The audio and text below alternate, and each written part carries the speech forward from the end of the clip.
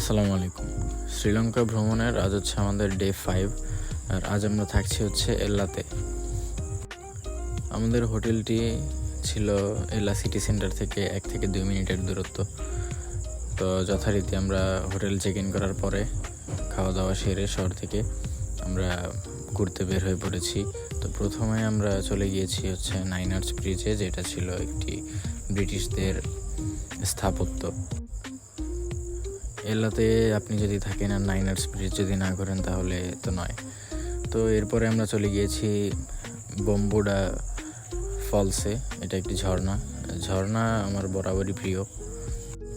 সেখান থেকে আমরা চলে গিয়েছিলাম লিটল অ্যাডামসের এই ভিউ পাওয়ার জন্য আমাদের ট্রেকিং করতে হয়েছে প্রায় 40 থেকে 50 মিনিটের মতো। এখানেও কিছু অ্যাক্টিভিটিস ছিল, আমাদের সময় স্বল্পতার কারণে করা হয়নি। তো এরপরে আমরা হোটেলে ব্যাক করি, খাওয়া দাওয়া সেরে গোসল সেরে আবার আমরা হচ্ছে এলার রাতের ভিউ উদযাপনের জন্য বের হয়ে যাই, এবং এটাই হচ্ছে রাতের ভিউ।